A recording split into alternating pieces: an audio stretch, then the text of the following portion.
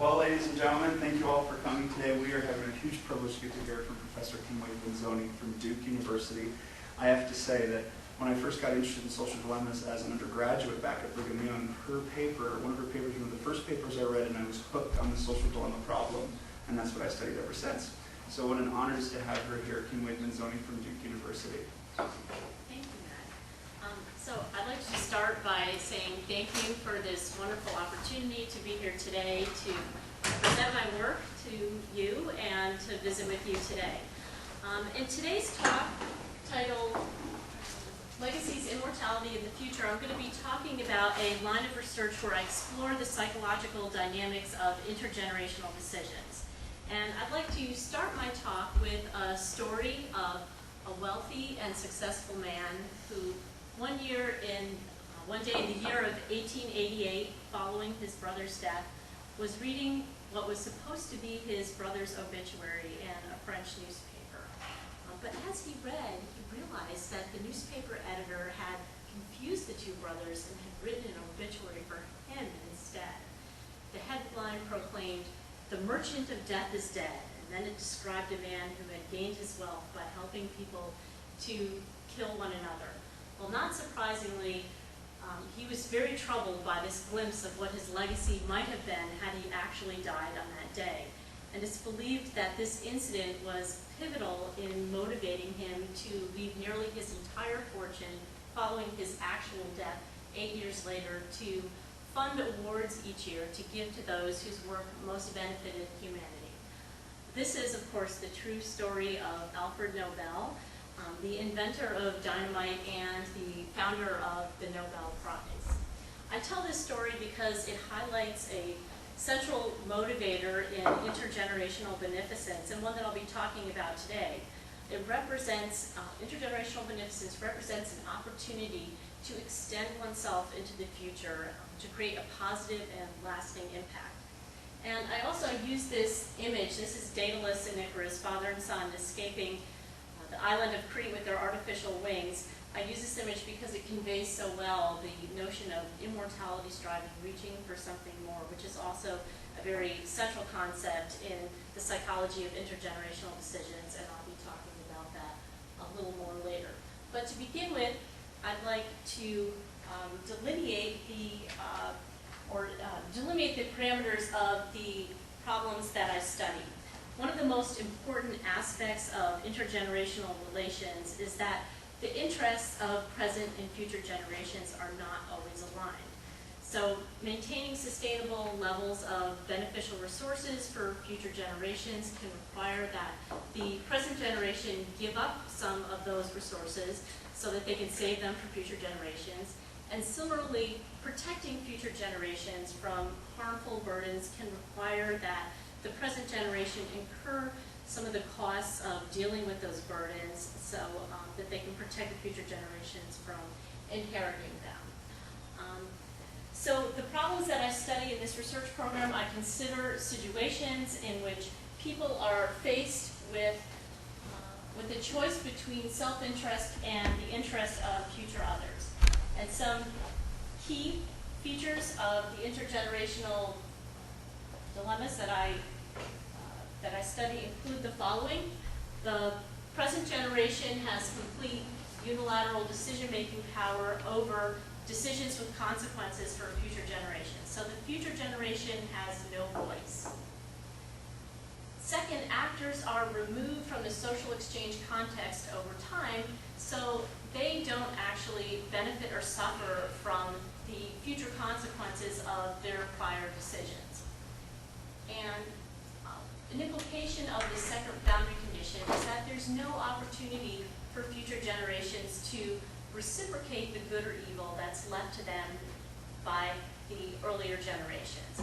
Now, the simultaneous presence of these features enables me to really identify and isolate the social, psychologically motivated factors as opposed to the economically or material motivated factors that influence or affect intergenerational beneficence. In addition, it helps me to differentiate the psychology of intergenerational decisions from more typical intergroup situations where the other parties have a voice, or from more traditional social dilemmas in which the actors remain part of the collective when the consequences of their decisions materialize. But very critical to distinguishing or characterizing intergenerational situations is this intersection between the intertemporal and the interpersonal dimensions. So intergenerational decisions, they affect the future and they affect other people. Now, since the long-term implications of intergenerational decisions are both temporally and personally removed, that creates a lot of psychological distance between decision makers and the future consequences of their decisions, which creates a substantial barrier to intergenerational beneficence in the face of intergenerational conflict. Now, we know that it's difficult for people to defer the consumption of benefits and save them for the future. And we know that it's difficult for people to give up beneficial resources for themselves so that other people can have them. So if we just extrapolate what we already know from research that looks at these two dimensions individually, we might expect that putting these two things together would result in a seriously compounded effect that would work in opposition to intergenerational beneficence. And we might expect that the prospects for future generations to be quite grim. So, in fact, when I was first starting my dissertation on this topic many years ago, I had a very famous and well-known scholar in the field of management and organization behavior read an early draft of my dissertation, and this person said, "Kim, you can't do this. You will get no variance. Your central dependent variable, intergenerational beneficence, will always be 0. Why would anyone ever act on the behalf of future generations when there's nothing in it for them?"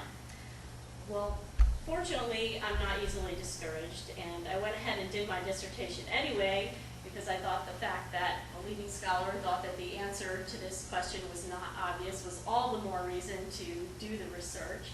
And I can share with you now that in literally dozens of experiments in which there is no economic or material incentive to leave anything for future generations, nearly everyone leaves something for them. And in fact, there are surprising levels of intergenerational beneficence in light of the inherent barriers.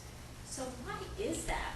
What is going on that is counterbalancing the significant forces that work in opposition to intergenerational beneficence? Well, the answer to that is that the combination of intertemporal and interpersonal dimensions creates conditions of special significance that gives people something that they really want and that they really need, and that is very motivating under certain circumstances. What they can get by acting on the behalf of future generations is legacy. So you don't get legacy by acting on the behalf of your own future self, and you don't get legacy by having a fleeting impact that doesn't last on contemporary others. So where do these legacy motivations come from?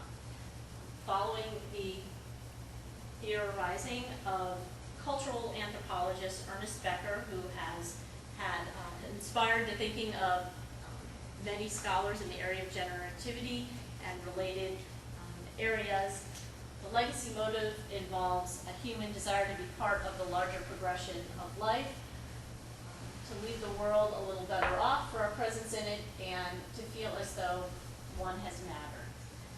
Humans' desire, or the motivation to leave a positive legacy is rooted in this fundamental desire to feel that one's life has meaning. And the legacy itself functions as a carrier of that meaning, extending the self into the future through impacts on future others. Can I ask a question? Yes, sure. This somewhat sounds like symptoms of some underlying theory.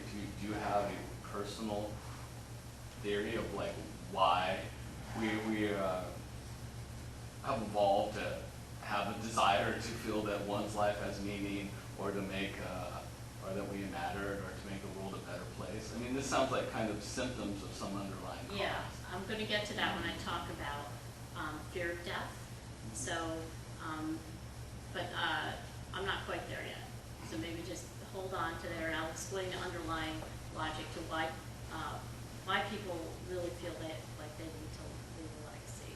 So, it's the fear of meaninglessness, and there's a pretty large literature in psychology and social psychology, cultural anthropology, that it's pretty well established that people feel like they need to have meaning and that their impact is going to last after they die. This seems to be, just all future generation, as opposed to, locally, your own children, your own family, right? Because there's plenty of stealing for future generations. It goes up with death and that sort of stuff. Right. Yeah. There's They must have some distance that you're measuring. Is that right? When I get into the studies, you'll have a ballpark idea. People, there's variance. So people keep some for themselves and they leave some to future generations. Now, what I look at are the variables that are going to influence the extent to which people act on the behalf of future generations. That doesn't mean they're going to give everything. That doesn't mean they keep everything to themselves. What I'm going to look at is the variables that are going to affect that extent. And now what you're getting at, which is something that I'm going to be talking about at the end of the talk, which is the nature of the legacy. Legacy can take on a variety of different forms. It can affect people that you know personally, or it can affect just the collective others. And there are actually factors that are going to influence which type of legacy you're going to choose to pursue. So for some people, it's going to be more motivating to leave something to their children, and for other people, they're going to want to change the whole world. And that's what they don't think, you should be focused just on people that you know. So there is variance in that.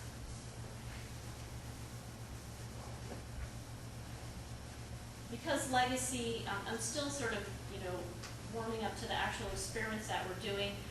Given that the legacy construct is so central to our research program, my co-authors and I started to develop this construct theoretically, and here's how we understand and define legacies.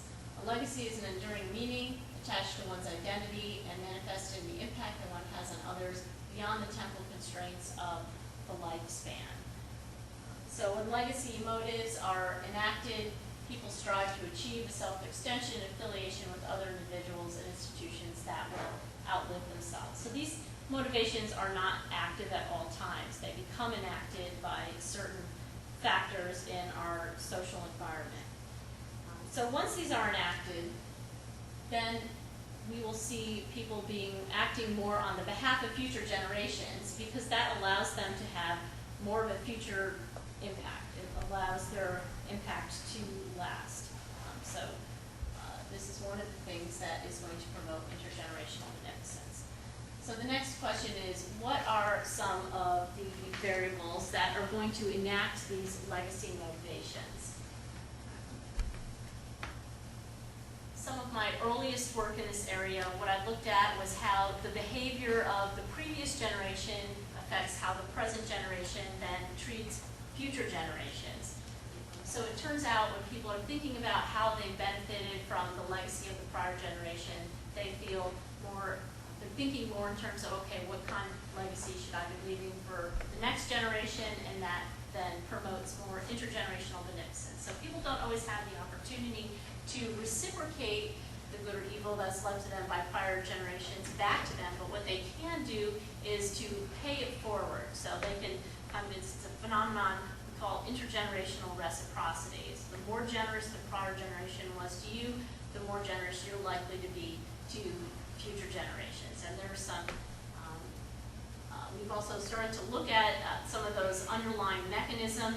There's, the notion of feeling obligated, that's at play. There's also, people are looking for what's a norm of what's appropriate behavior in the intergenerational context, so they look to the behavior of the prior generations to figure that out.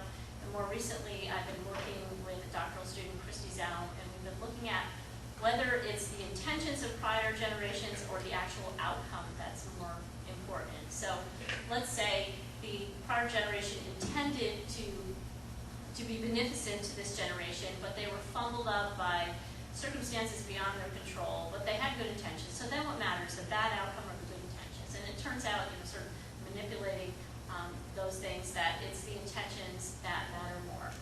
I've also looked at affinity of future generations. Affinity is a measure of how close you are, a sense of oneness that you feel with the next generation. So this would actually be related to your point. If you might feel a higher affinity with your own children, and therefore feel more inspired or motivated to be intergenerationally beneficent if that's the target future group. But I can say that in most of my studies, I actually look at situations where the affinity is lower, where people don't know the identities of the people they're allocating to, because I want to do a really conservative test. I want to, it's too easy to explain beneficence to future generations if you're just talking about your children. So in most cases I don't look at that, but if people do feel like they're allocating to some group that they feel part of or have an identification with, then they do care more about the legacy that they leave, and they do tend to be more beneficent to the next generation. We've also looked at power priming. If we get people thinking in terms of thinking about power or feeling more powerful, how is that going to affect their behavior towards future generations?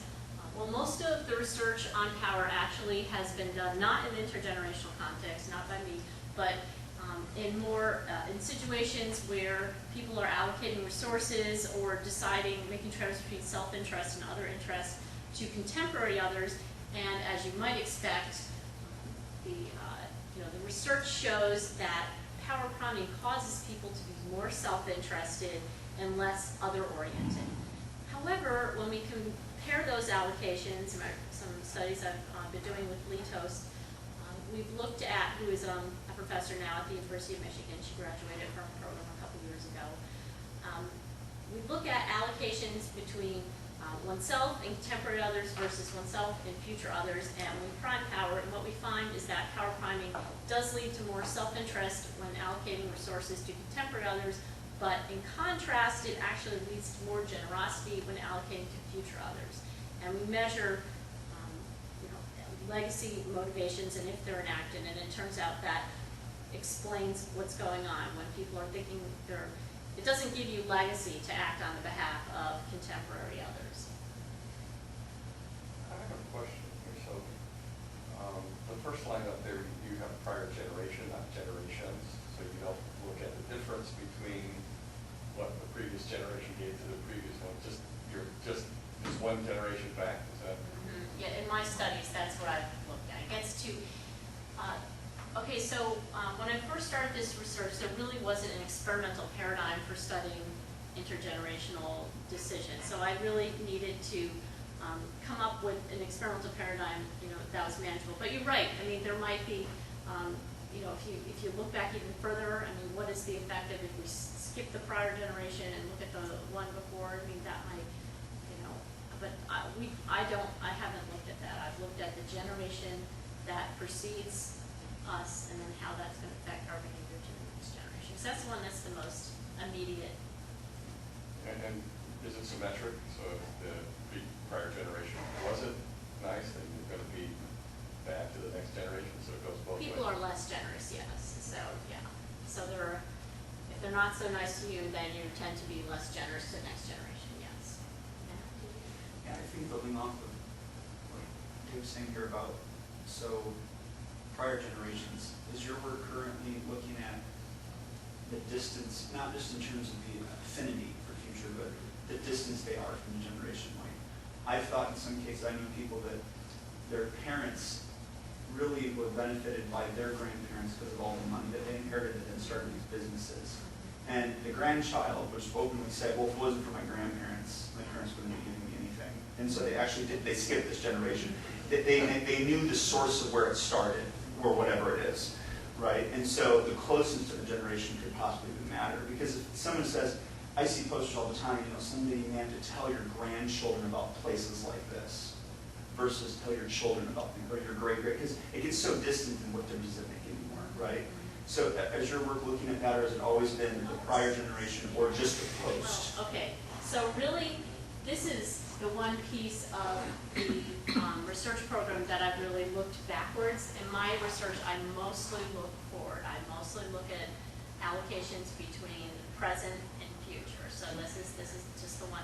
But what I can tell you related to the amount of distance, one thing we are starting to look at is whether, how it's going to affect if you're allocating to a future generation that's an immediate distance versus a far distance. Now, if we just think about what we know from intertemporal choice, we might expect that further in the distance would be related to more discounting of those resources. However, it actually doesn't work that way. There's just something called temporal construal theory in the psychological literature. You probably don't know about it. But what it shows is that when people are thinking of really events in the far distance, they tend to think more in bigger picture and idealistic terms. Whereas when they're thinking about events in the immediate future, they think more in practical terms. So it turns out that people are actually, sometimes they're more generous to others when it's further in the distance because they're more thinking in terms of these legacy motivations can be enacted and thinking in terms of their legacy. I guess that's why some people leave their money to be untouched in banks for like 100 years, or Benjamin Franklin's, you can't touch it for a really long. And I understand that's growing as well, but he's obviously not thinking of the next generation. He's thinking like 200 years after this. Yeah, so when we get further along, I've also done some exploratory work looking at what people consider good legacies, and generally, the further reaching, the better. So if you can have an impact further in the future, that's going to be more motivating to you than if you think, okay, this is just going to affect something in the next 10 years, and then it's going to go away. Okay, so I'm just trying to give an overview of the lots of things that we've looked at, and I'm not going to be going into detail about these studies today. But I did want to mention I've also looked at resource valence, so what we can be allocating or giving to the next generation can either be positively valence things like natural resources or money, but in some cases we are allocating, we're thinking about debt or toxic waste, so it can be positive or negative. And our research shows, and I did a series of studies with Kara Sondak and Adam Walensky, where we compared the allocation of benefits versus burdens in intergenerational allocation decisions. And what we found is that when people are allocating burdens, negatively valenced things, they actually exhibited greater intergenerational beneficence. So in the case of benefits, greater intergenerational beneficence means, refraining from consuming those resources and saving them for others. But in the case of burdens, beneficence actually translates into taking on more of those burdens yourself. So we did have to calibrate this so it wasn't a common metric, but we did find people are more generous in the case of burdens. It bothers them more to leave behind a negative legacy than to fail to leave a positive legacy. So the allocation of burdens did increase concern with one's legacy. It heightened ethical concerns, and there was feelings of greater responsibility for and affinity with future generations, even when you didn't know who they were. You can kind of measure the extent of oneness you feel towards them. How much does it feel like the consequences that happen to them happen to yourself? So that's what the construct of affinity gets at. And people are more generous in the case of burdens. So you kind of go back to the Alfred Nobel story. I mean, what he was looking at was a glimpse of a negative legacy, and it was like very motivating. So what I'm going to be talking about today mostly is a series of studies that was just recently published in Psychological Science, and what we've looked at is the effect of death priming on intergenerational beneficence. And it turns out that priming people with death does really motivate generosity towards future generations. So why is it? Let me sort of take you through the logic here. Death awareness is a psychological state. Yes? I just wanted a quick question. So when you refer to everything as people, so is there any difference in these types of attitudes across like socioeconomic groups? Like, I have measured all the sort of, I always collect demographics. I always collect age, number of children, gender, ethnicity if it's possible, and we always collect information on, income.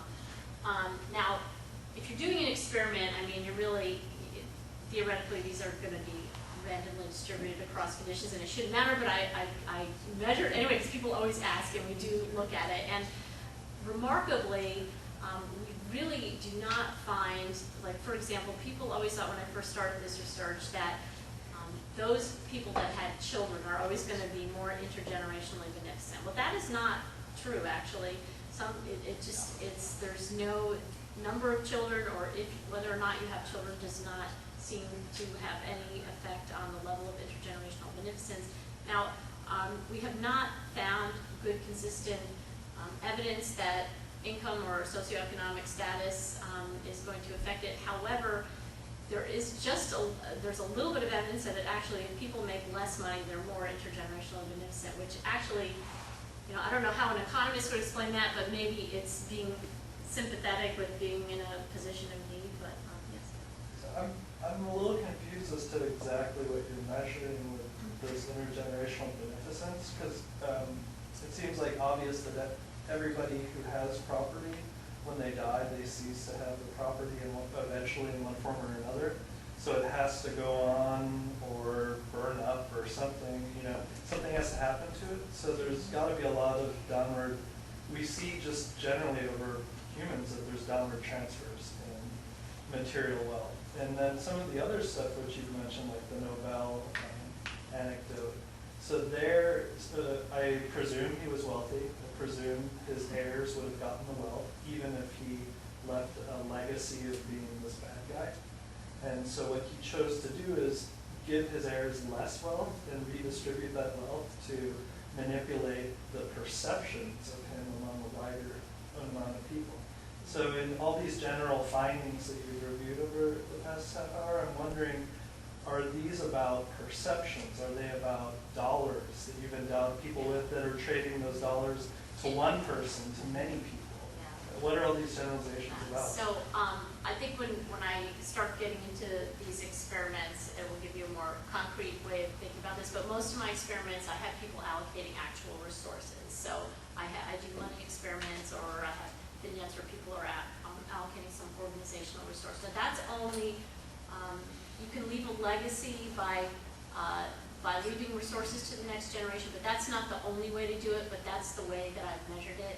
But also, the other point is that just because legacy motivations are enacted, and that leads you to be more intergenerationally beneficent, that doesn't necessarily mean that you're thinking, this is how, this allocation to this next person. No, it just means that these are sort of operating at a, some level that's getting you more thinking about your future impact, and that leads you to allocate more resources to the next generation. So I can sort of tell you about the money experiments and resource, but it's resource allocation that's how I've operated. They make choices between single and multiple, or because one of the things I brought up is that seems important is whether your beneficence is measured in terms of how widespread it is, how broadcast it is, or is not.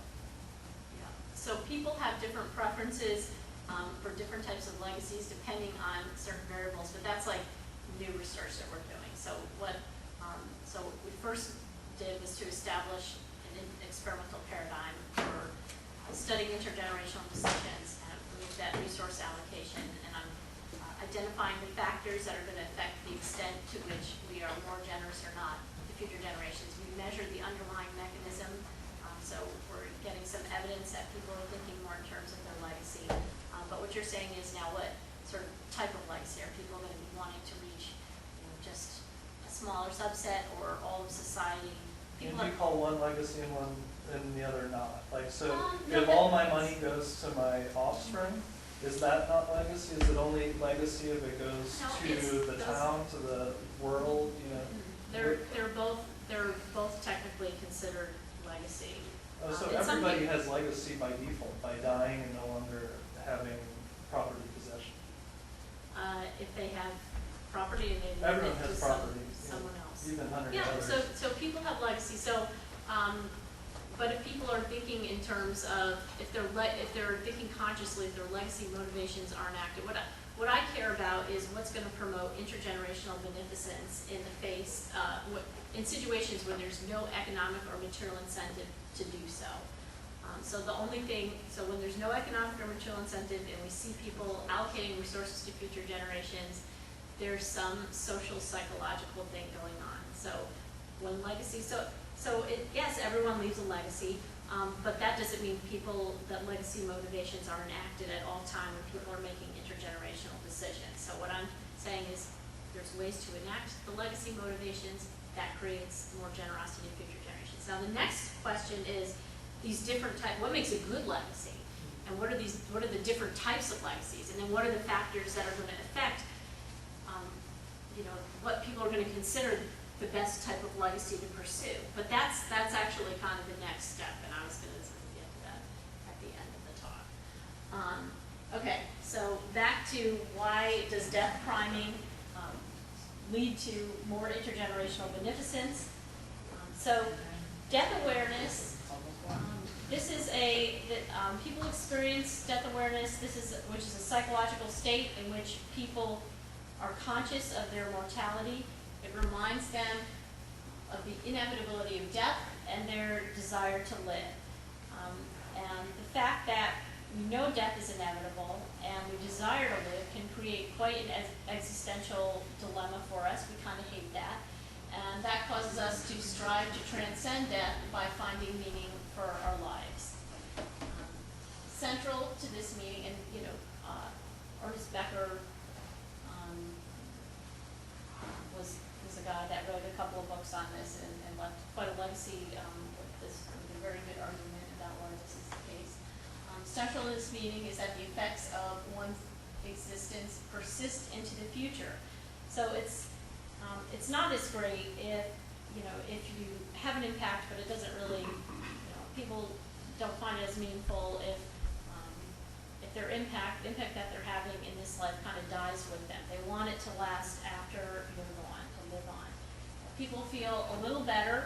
They gain some psychological security in the face of death by feeling part of something that's going to live on after them. Because this kind of connection serves as a symbolic extension of their own existence. And acting on the behalf of future generations can help people to have a meaningful impact in the future and help to fulfill these legacy building needs. So that's why we see intergenerational beneficence becoming more seeing greater level of intergenerational beneficence when these legacy motivations are enacted. So here we go with what we're going to be predicting. Here's what we're expecting in these experiments, and I'll tell you about the experiments. First, we're going to predict, and we find that death priming activates legacy motivations. That leads to more beneficence to future generations in the form of beneficial allocations of resources. So, there's lots of ways that you could be beneficent to future generations, but we're looking at one step at a time, a piece of this puzzle, and we're looking at actual allocations of resources. And when legacy motivations are enacted, time delay, which is something that we initially expected is going to get in the way of intergenerational beneficence because of time discounting, it actually increases rather than decreases beneficence towards others. But what's key is that we're expecting this interaction between death priming and recipient. So present, we're going to take a look at how people allocate resources between themselves and other people in the present versus other people in the future. And we're going to expect that death priming is going to increase generosity in the allocation of beneficial resources to others in the future, but that is not going to be the case in the allocation of beneficial resources to other people in the present, okay? Because allocating to other people in the present, it doesn't give you as much, doesn't help you as much with building your legacy. It doesn't extend as much your impact into the future. That doesn't mean they're not going to give anything, but it's going to have a more powerful other-oriented effect in the case of future others. Yes? In the experiments, is this pretty much why I don't give them the presents? It's because like Darcy and I are in the same session. I'm not going to allocate more to her because conceptually she's dying or ending the experiment at the same time that I am. Is that how this is? You know what I mean? Because people are all going in and out of the system at different times, right? I don't want to leave it to the people in the present, but if they're 4 years younger than I am, right? You know what I mean? It's a future generation. Compared to those who haven't been born yet, it's very obvious, right? So, in most of my experiments, I have completely eliminated any interaction with future generation. Even when it's a little fuzzy as to when people are coming in and out of the social exchange context, when we're telling people this is going to have an immediate effect on people versus this is going to have an effect in the future, people are going to be more, when death is prime, they're going to be more generous to other people in the future. But let me tell you about the actual manipulations and allocation task, and maybe that'll help us to get our hands around exactly how this is done. So in the first experiment, first thing we wanted to do was to introduce our death prime that we're going to use in all of these experiments. And we wanted to develop a practical death prime with ecological validity. So we wanted to actually develop a death prime we could use that has some resemblance to the kind of death priming that people actually experience in their real lives. Because the death priming that had been used previously in the psychology literature is kind of goofy and unnatural, like they ask people to write about what's going to happen after they die. So we wanted to develop something that was more like what people experience in real life. I'll tell you about it in just a minute. And we also wanted to demonstrate that this death priming was actually doing what we expected to do, so it's increasing individuals' concern for their lasting effects. So we wanted to measure for that directly to make sure that this was going to be doing what we thought it would do. And so our first experiment, very simple design, between participants design, where we had a death prime and a control. And the procedure, the manipulation was going to be contained in this newspaper article, so reading newspaper articles and exposure to media, this is something that people do experience in their everyday lives. And I'm going to tell you about the manipulation on the next slide, so just hold on 1 second. But the subjects, the participants in this experiment, they're going to be reading a newspaper article, and then we ask them to briefly write about the author's writing style. Now, we don't care about what they think of the author's writing style. That's just a cover story. And then after that, they complete a word completion task. So with 20 word fragments, this is actually sort of a common way of doing a manipulation check in the psychology literature, where 6 of those can be completed as either death-related or neutral. So COFF, coffee, thin, and 16 others unrelated to death, paper cells. So we're going to see how people fill these in, what they're thinking more in terms of death or not. And then this is our legacy scale. This is how we're going to be measuring the enactment of legacy motivations. It is important to me to leave a positive legacy for future generations. I have made and created things that have had an impact on other people. I feel that I have done something that will survive after I die. So here's the death prime manipulation. And actually these articles were they were based on real articles, and then we sort of edited them down so they were comparable. And they're about, a half a page long, like a short article, but I think put the whole thing up here. In the death prime condition, this was an article titled "Person Killed in Aircraft Brake Failure Accident," and then this article described an airplane that had killed an individual after careening onto a highway in a mid-sized urban area. And then in the control condition, the article was titled "Has Russian Math Whiz Solved the 1 Million Puzzle?" And this article described a reclusive Russian mathematician who had posted on the internet a solution to one of the world's toughest math problems. And then our results did support, yes? So I have a question. So the legacy scale, does that come before the experiment or afterwards? Because I'm a little worried that this is a legacy crime, if it's coming before the experiment. No. The legacy scale. When does They that happen? read the article, and then we want to measure to see if it's actually inspired. It is. It's supposed to be.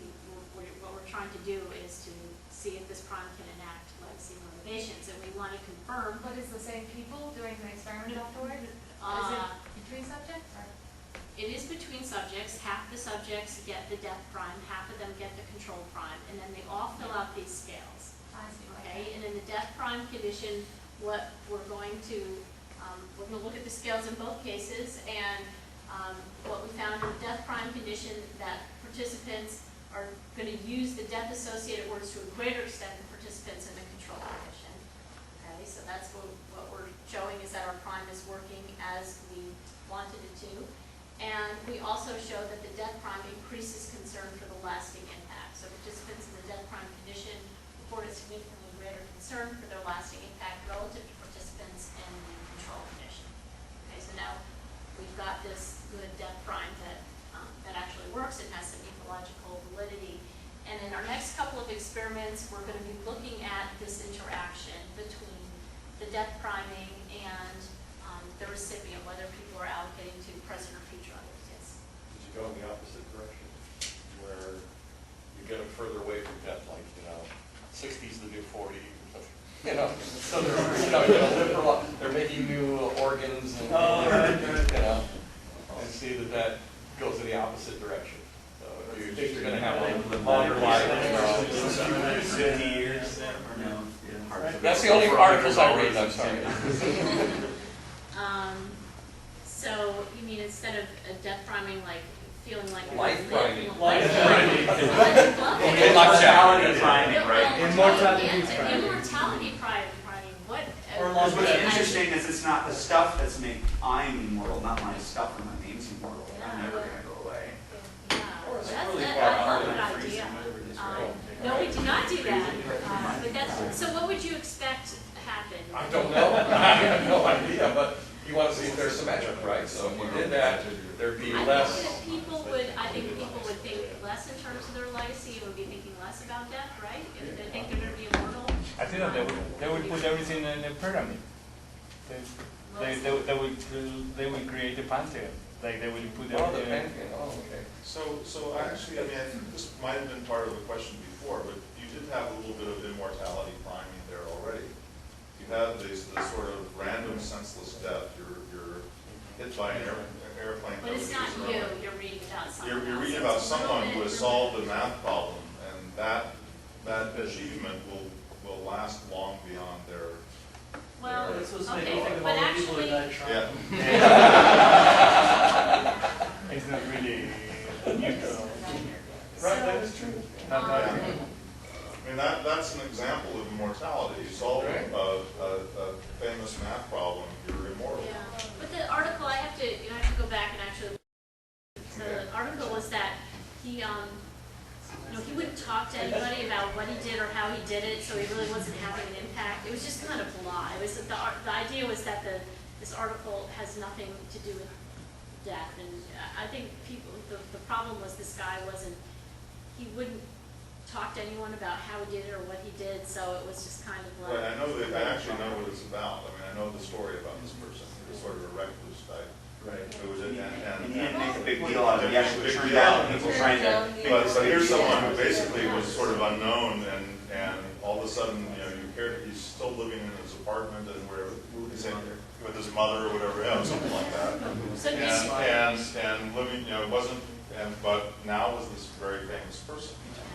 But I mean, the important thing is the effect it has on people reading the article. So you think people reading the article about them would be thinking more in terms of their legacy? We got lower scores on the legacy when reading an article. They might be thinking about their legacy in a different way, not in terms of providing resources, but in Or Well, we relative to the guy. Yeah. So relative to the guy, they So cannot do here's how- anything. Yeah, right. Here's how we So I'm not going to do anything relative to that. This is how we measure legacy, not in terms of resources. It's important to me to leave a positive legacy for future generations. So that could be, what's important to you. I've made and created things that have an impact on other people, and I feel that I've done something that will survive after I die. So it doesn't have to be resources, the actual, legacy motivations. But, yeah, I mean, I love this idea of the Longevity. the immortality. That's a really cool idea. Yes. So in the experiment, they have the option to consume it themselves or leave it for future generations? Because there's some depletion story, right? If you prime people with negative feelings, they want to consume something in order to, or to, eat a cookie or spend some money in order to, but it's the only option in order to make yourself feel better, right? But Well, the only option is to leave to the future, maybe that's your consumption. No, there's an option, okay, so, Do they have an option to, make themselves feel better some yeah, other they way? can, the allocation is between consuming it themselves Mhm. and leaving it to Okay. future. Okay, so in all conditions, it's between self-allocation in either, I haven't gotten actually to these terms, it's gonna be between myself in the present and either another person in the present or another person in the future. So they're all like self-other trade-offs. Okay, so you can always keep as much as you want for yourself in all these cases. But let me get to, this was just introducing the death prime. Now we're gonna get to the resource allocations. So here is what we're expecting in the next couple of experiments. Death priming is going to increase beneficence to future others in the form of generous resource allocations. But it's going to interact. Right on time.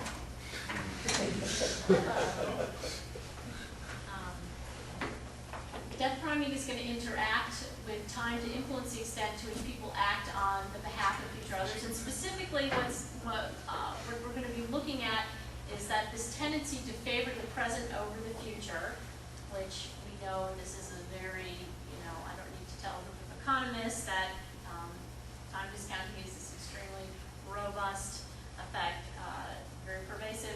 But we're actually expecting this to be reversed when death is primed, okay, such that people engage in greater beneficence to future rather than present others. So we're going to be comparing the different conditions. Yes.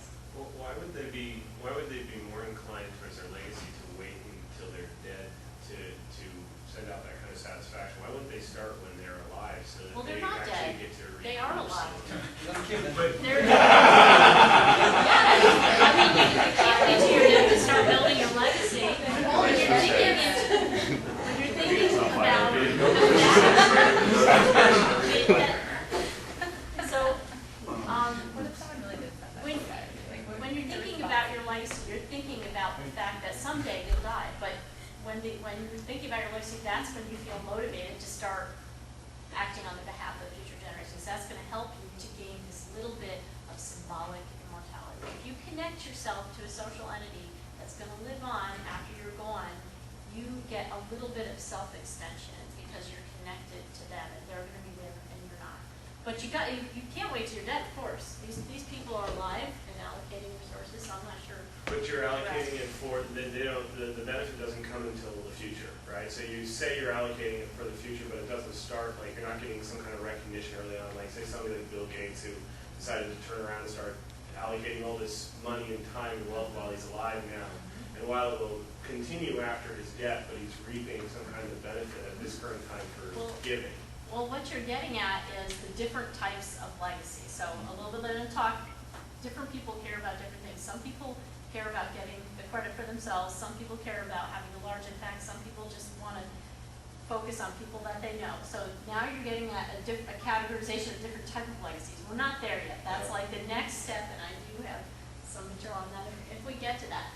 But we're just trying to show that when people are thinking about, when they're feeling anxious about death, they're going to be more beneficent to future generations. I mean, we want to try to figure out ways that we can, kind of deal with some of these big intergenerational issues that we have and get people to be a little more future, long-term oriented, but they have to also be other oriented because the long-term future generations is not just about me in the future, it's about other people in the future. So that's what I'm trying to figure out, how the psychological dynamics of self-other trade-offs that involve this time delay as well are going to be different psychologically from trade-offs between myself now and other people in the future, or myself now and myself in the future. So put the two dimensions together, you get a whole different psychological dynamic. That's kind of like the point, one of the big points of the research program. Okay, so predicting this interaction. Can I ask a question? Is this any different than, an advertisement that would have somebody, have their hands on a gravestone and says, leave something for that. So it's like, you know, they're telling you to buy life insurance because it's just the same sort of thing. That would probably be an effective death crime. So, you know, I yes. saw one of those. Someone said, Yeah, no, I think that might So have the they're- same they're- effect. So if we could have it doing that, we could use that death crime instead of the newspaper one. And that might be actually have the same effect. We could put that sort of in place in the newspaper and it might work the same way. But I'd want to do like my experiment one to make sure that's actually causing people to be thinking more about their death. But that's, you know, that could be a very creative death crime as well. So, okay, here we are, the experiments. Let me sort of take you through exactly what these looked like. This was a 2x2 between participants design. We had the death crime versus control. We had the present versus future recipient. So in all cases, you're allocating to yourself. So it's between yourself and other people in the present, or yourself and other people in the future, and then that's sort of crossed with death crime or control.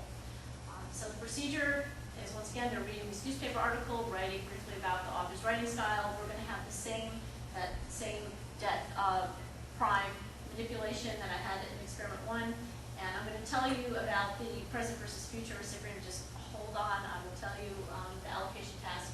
I will tell you the manipulation on the next slide. But the allocation task, just so you know, the dependent variable, participants, so they thought they were done with this experiment. They thought they were finished after this. And then what they were told was that to thank them for their participation in the study, that they were entered in a lottery to win $1,000 as compensation for participation in the study. And then they were asked if they would like to donate a portion of it to charity and indicate the amount that they would like to donate. So this dependent variable was not transparent to participants.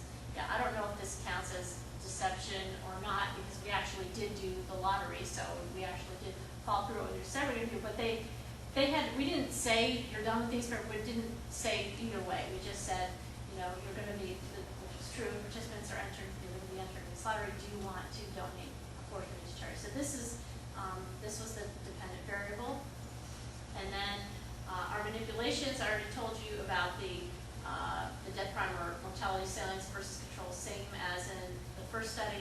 And then for the present versus future manipulation or treatment, we described an actual charity to all our participants, and in both cases, the charity was described as serving the needs of individuals in impoverished communities. But in the present condition, the organization focused on meeting the immediate needs of people in those communities, and in the future condition, the organization focused on creating lasting improvements that would benefit people in those communities in the future. Okay. So here are our results. We did get the significant interaction and sort of a striking reversal. So in the case of, in the control condition, as you might expect based on what we know from intertemporal choice and intertemporal discounting, people are going to be giving more. So what they do, they're either giving or keeping it for themselves. So they're allocating this $1,000 between, in the event that they win the lottery, between themselves and this other person. So in the case of control condition, they give more to other people when they're talking about other people in the present, and when they're talking about other people in the future, they give less. So it's really different, but we find a reversal of that.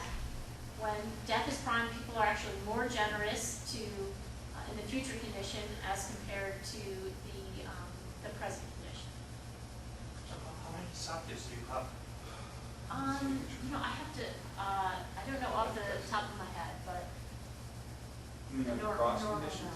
yeah, normal, I don't know, thinking like 52? 60 or something like that. Yeah, I mean, I have the paper, but I just don't remember off the top of my head. I would find that very easily. Well, it says right there.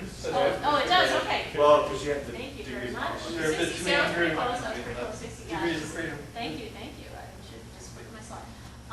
So like 26. So, but we actually did do this, we did do the lottery, and we did allocate according to the preferences of the winner. So who did leave some charity? I don't remember which condition they were in, but in the third experiment, what we wanted to do was to replicate our findings using a different allocation task. It's still going to be a resource allocation task, but this is a different one. But we also wanted to add future self-conditioning because we really wanted to make sure we were completely, manipulating temporal and social distance independently. We really wanted to show that this effect is unique to when you have the intertemporal and the interpersonal dimensions. So once again, the procedure involved reading this newspaper article, writing briefly about the author's writing style, and in this experiment, the participants were put in the role of the VP of operations of a subsidiary of an energy company in possession of an energy source. And the dependent variable was how much of the energy source they're going to consume today in a percentage of the total. And in the other present decision, the recipient who they would be allocated to instead of themselves was another subsidiary that wants access to the energy. In the other future condition, or the intergenerational condition, another subsidiary within a 5-year delay. In the self-future, it's going to be their own subsidiary with a 5-year delay. So they're splitting up 100% between these Yes. 4 group groups. Yeah. And there's also, I didn't get it, but there's also a discounting aspect so that what they keep in what they give to the other entity is going to be increased by some amount. So what if they keep in themselves is actually representing a certain amount of discounting. But that's just, I do that in almost all of my experiments so that you can actually, you can observe discounting, actual discounting. Okay, so here are our results, and let me point out some of the most important contrasts. So we found this significant interaction, once again, between the recipient and the death priming. So what we find is that when people are primed with death, they are significantly more generous to future others as opposed to present others. And we also find that when they're allocating to future others, they are going to be significantly more generous in the death priming condition. What we find also is that the death priming has no difference on the future self. And that makes sense because saving something, a resource for yourself in the future, doesn't give you legacy. So that was like an important thing that we really wanted to show. And we also see that, not surprisingly, in the control condition, that people give more to themselves in the future as opposed to other people in the future. But that effect goes away in the death priming condition. So we really, based on social discounting, egocentrism, self-interest, you would expect people who, given choice, are going to give more to themselves as opposed to other people. But when death is primed, people are going to be equally beneficent to themselves in the future as opposed to other people in the future. Okay, so just to sort of summarize the key things that we found here. Participants primed with death allocated a greater amount of resources to future as compared to present others. And there's a significant effect of death priming among individuals allocating to others in the future, such that individuals exposed to the death prime allocated significantly more to future others than individuals in the control condition. Death priming did not affect allocations to the self in the future, and that's a key reason we wanted. That's what we expected. That's why we included that condition. And participants in the control condition exhibited greater beneficence to themselves in the future than to others in the future. But this tendency was eliminated in the death prime condition. Okay. And finally, we did also measure their feelings of affinity. This is an underlying mechanism, which I understand is less common for economists to look at those things, but we did measure that, and we found that actually mediated our effects. So the effect of death priming and allocations to future others was mediated by participants' feelings of affinity with those future others. Are there any questions on this? So when we look at death priming, so this may have a lot of effect today. What do you think of the effect on mood or pessimism or stress or any other side effects this can have and affect you in something? Yeah,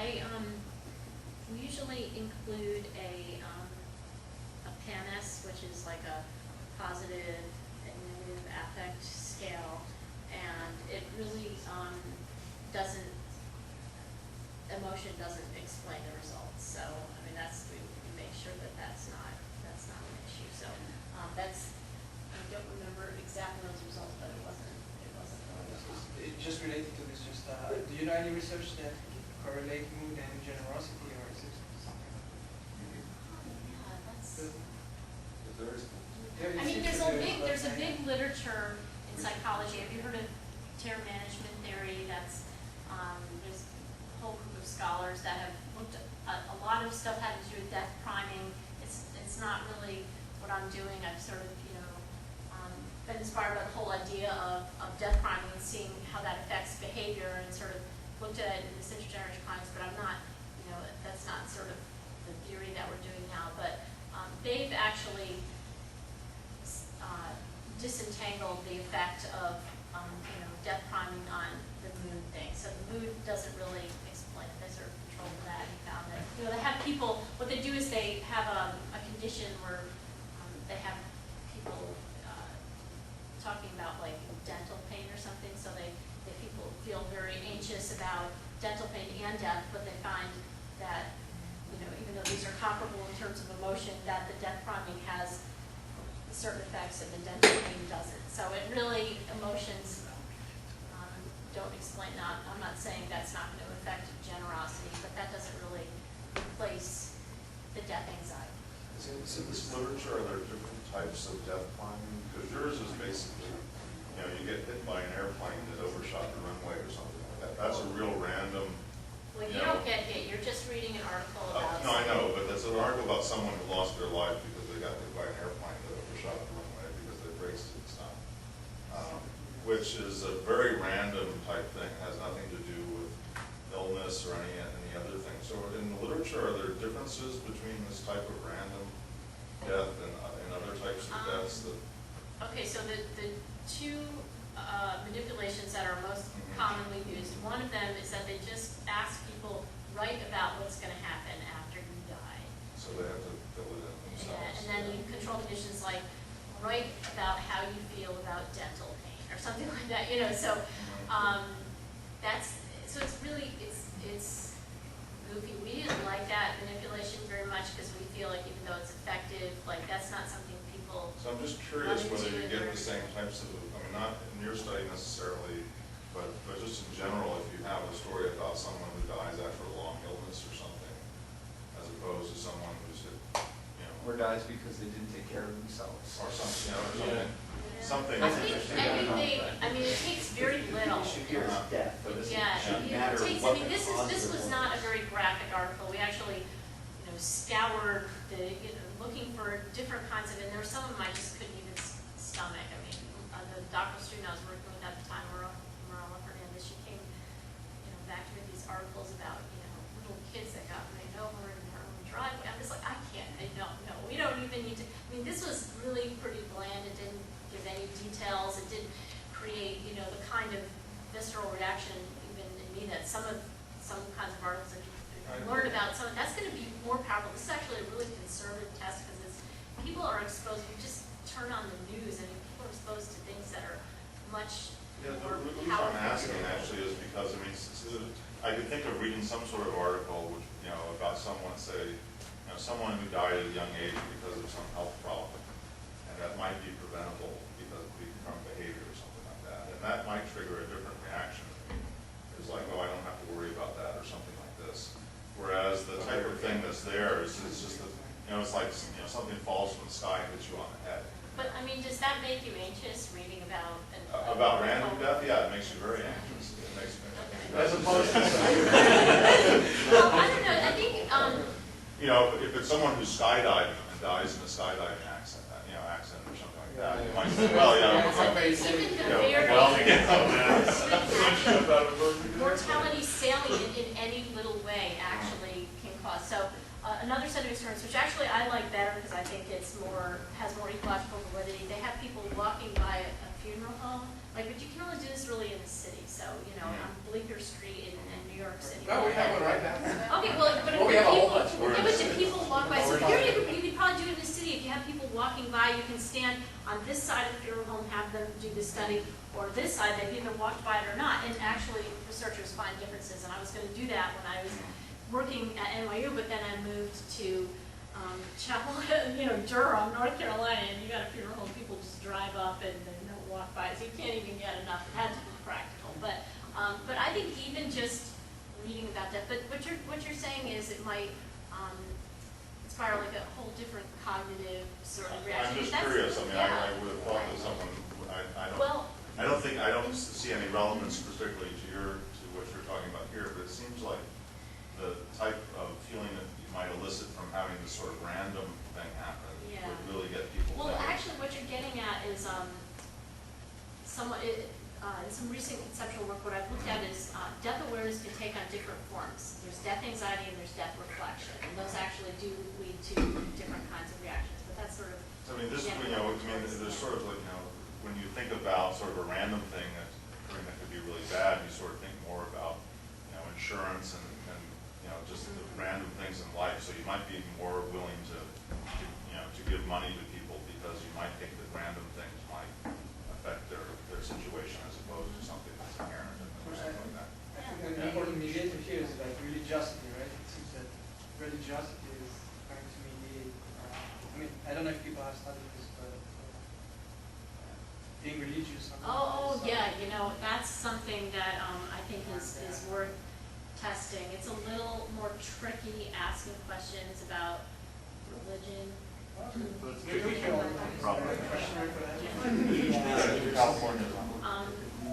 I do not find that age makes a difference, which is It seems like there would be very a surprising. connection between the age and the article.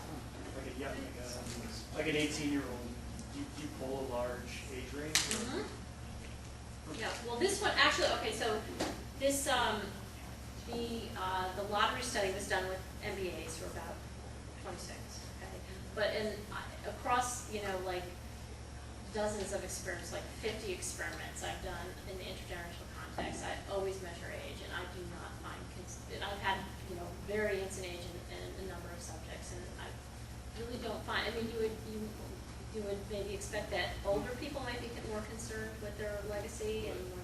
I feel like age would interact with the article, like the different kind, like an article about cancer might resonate with a certain age group, whereas the random death may be I think more cancer effective might for everyone. resonate pretty much across all groups of people. What's the theory that underlies why crimes work? Are there computational models of decision making, of neuroscientists, and related to imaging? I mean, psychologists don't. What do people find when they crime and then they do FMR imaging? I don't really. Yeah, I don't really know about that. I mean, I don't think. I'm familiar with the psychology and social psychology literature, and they don't really. Surely this has been, the death crimes all over the place. Yeah. But there's no awareness of priming, right? People are not aware of it. I mean, you could ask people kind of within subjects.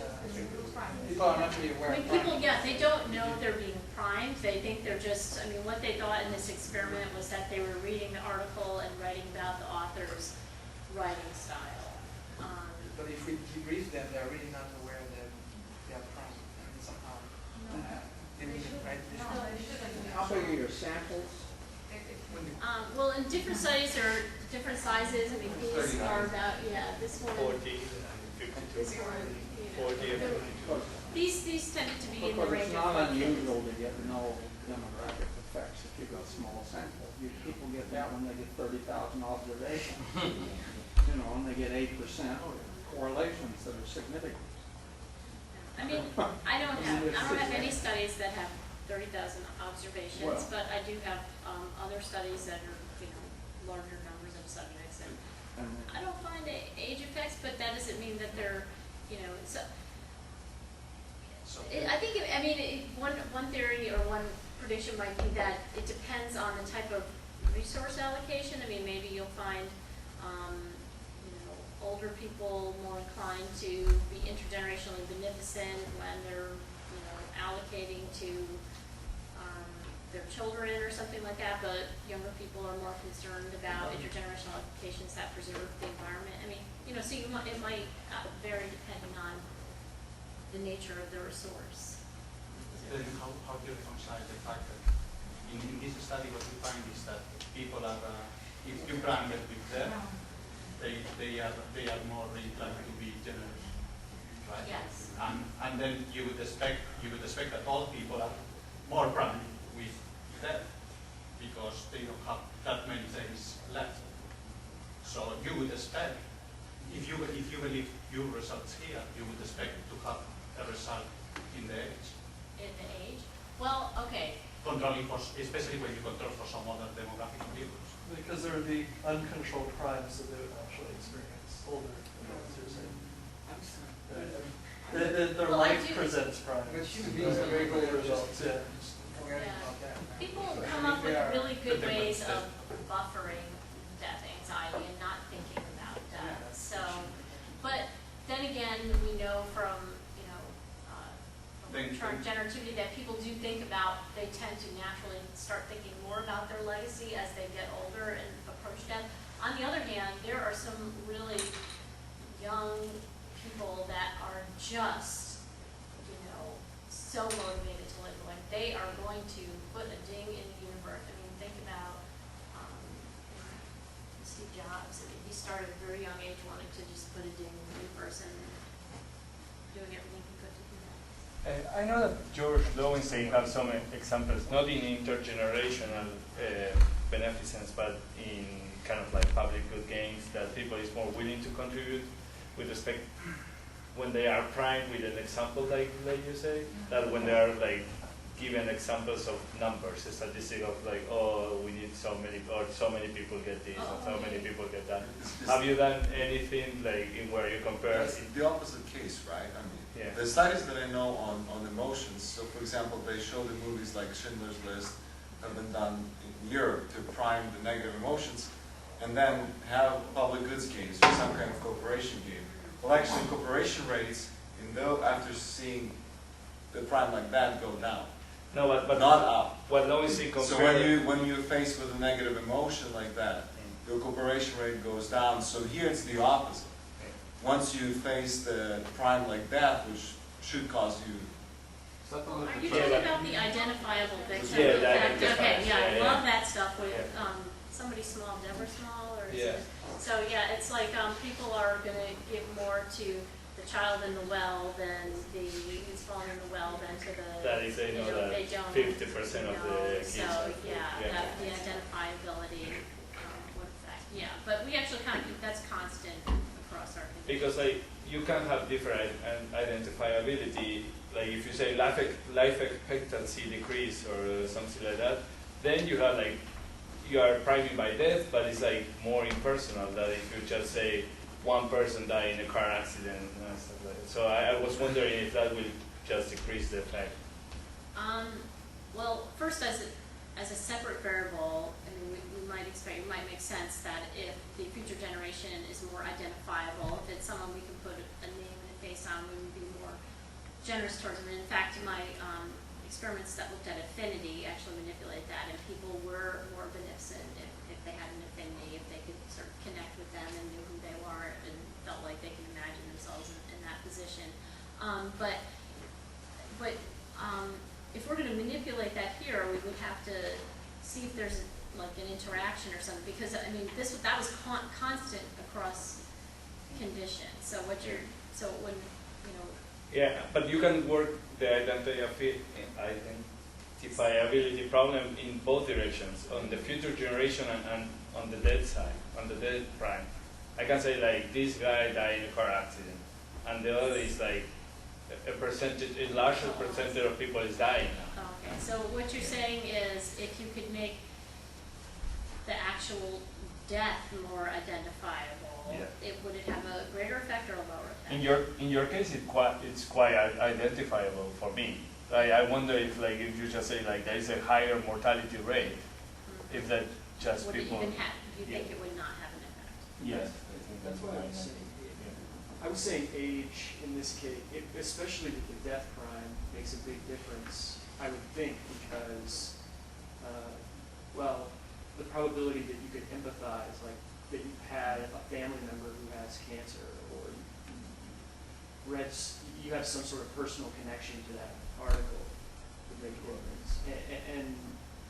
And young, I just have a belief that young people conceptualize death differently, in particular, not intergenerational beneficence. I don't know whether there's a difference there. Well, I think that different kinds of death awareness can lead to different results, which, let me see if that's on the next.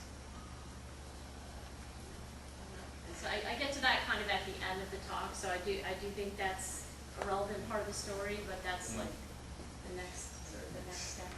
So for these studies, just to kind of summarize what I've talked about so far, death priming increases intergenerational beneficence, but if what you're saying is it's not going to have an effect if it's this other kind of death, then it's not really death priming, right? Because you haven't gotten people, they don't care, they're not even paying attention, it hasn't invoked death anxiety, so it's kind of like almost like a control condition. So, well, I think that if life expectancy decrease, it should matter to you in some way. I mean, not under all circumstances that involve some mention of death are people going to feel, this death anxiety that's going to promote intergenerational beneficence. So those are ones that, when we're thinking about, okay, then we'll make the next step to, how are we going to implement this somehow in, a practical sense, then we don't want to, that's not going to help us solve global warming, right? We want to try to identify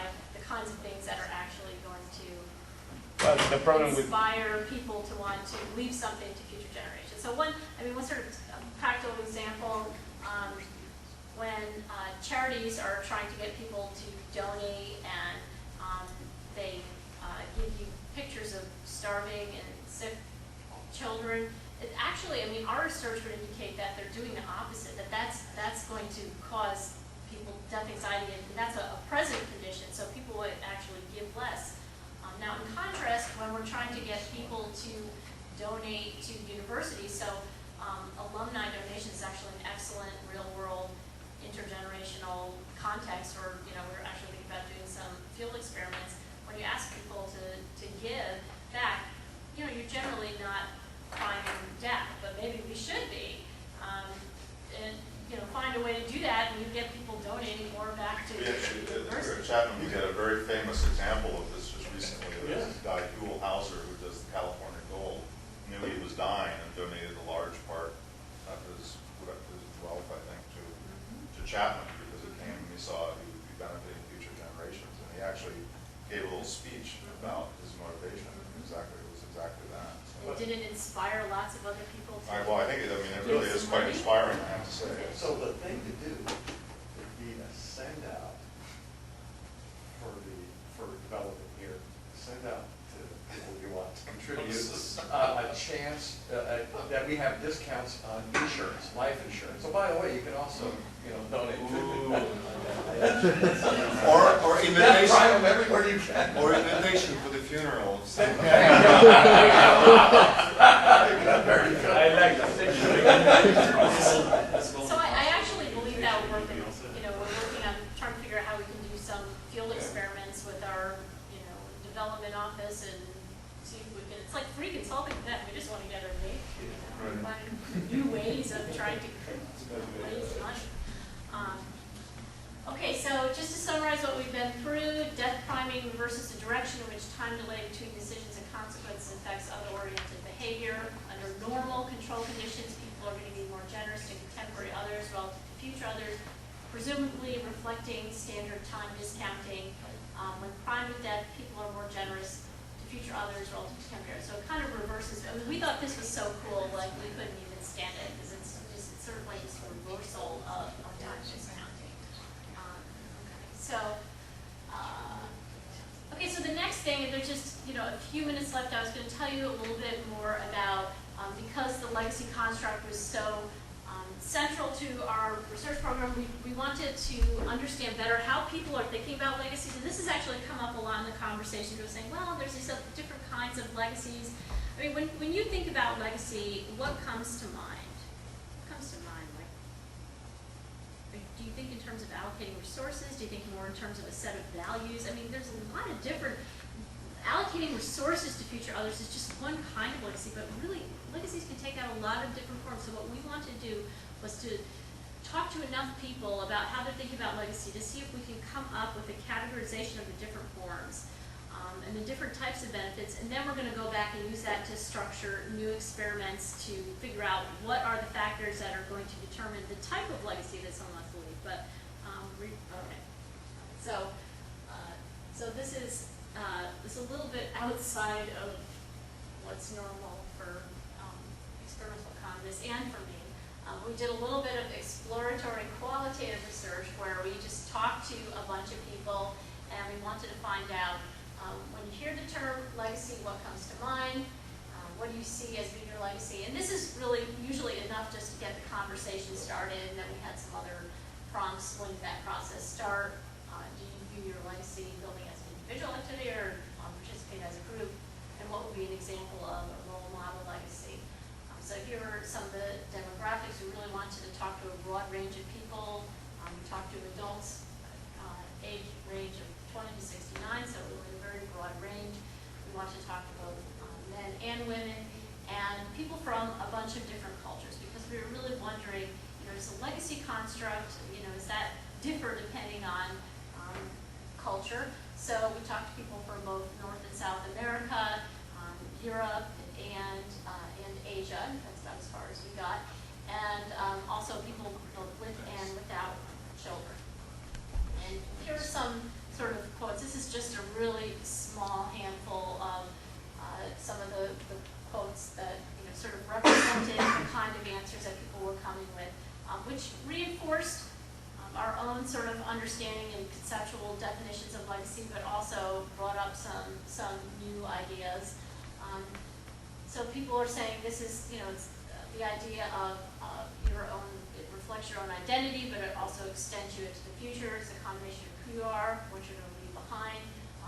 The idea of impact is in there. You're going to leave your mark. You also want to set yourself apart, so it's something that distinguishes you, contributes to a greater cause, extends beyond.